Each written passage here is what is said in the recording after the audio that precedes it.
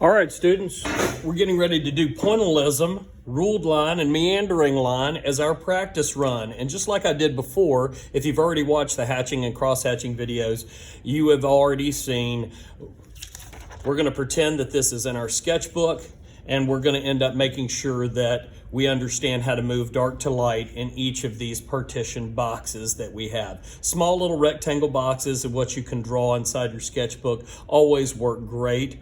And I have my secondary colors, my violet, my orange, and my green. So I'm gonna put these down here real quick, and I'm gonna start putting in my pointilism. And to make sure that I'm able to go dark to light, as you can see, I'm gonna go ahead and I'm just putting down random dots.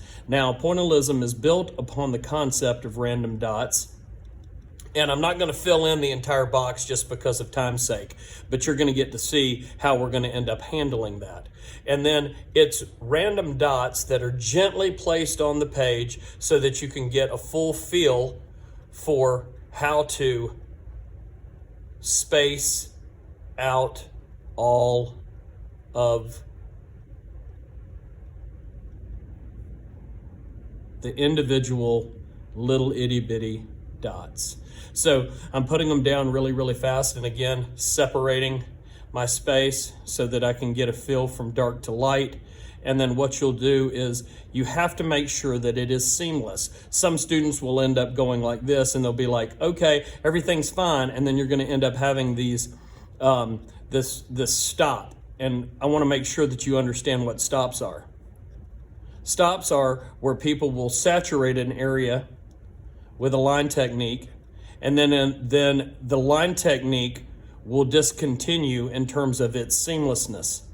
And each time you do pointilism, hatching, cross-hatching, ruled line, it should be absolutely seamless. So here's what happens sometimes when people are putting down their information. They might have this beautiful, beautiful process, and then all of a sudden you'll see that break right there. See that break right there? Bad, bad, bad, bad. It's supposed to be seamless with the individual dots. So what I want to do is I want to fill in that area so I don't have those stops. And I will eventually be able to make sure that my dots gradually increase in space, just like they do in hatching and also cross-hatching, so they look clean. And again, I use the word seamless because it should be just a smooth transition in its process.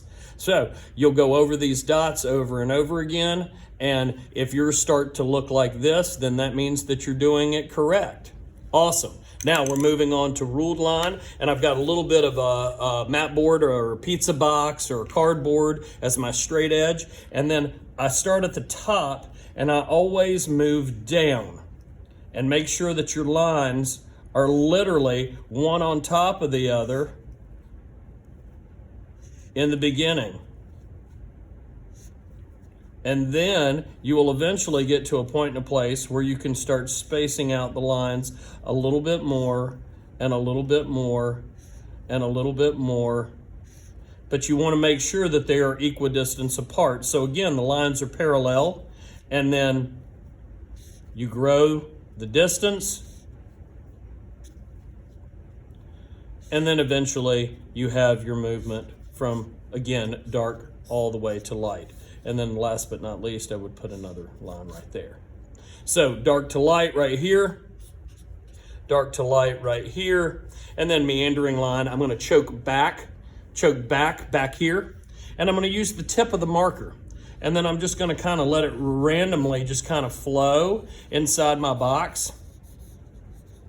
And I'm going to stay away from the bottom half, and I'm really going to concentrate on just kind of dancing around here really, really thick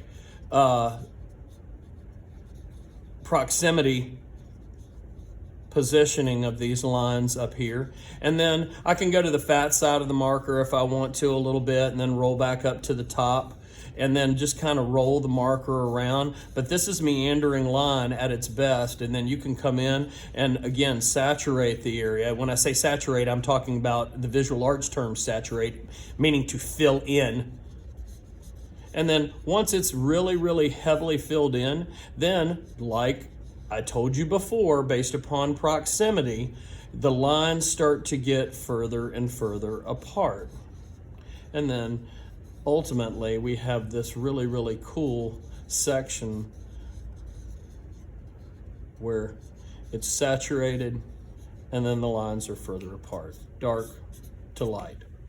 Keep practicing. Again, 100 times, 100 times, 100 times. Practice, practice, practice. You will get this. Then you can go to the final, which is right here. And remember, secondary colors go down the middle, primary colors go down the left side, and then your monochromatic and analogous colors, or the choice between monochromatic and analogous, goes to the right. Get after it. Word up.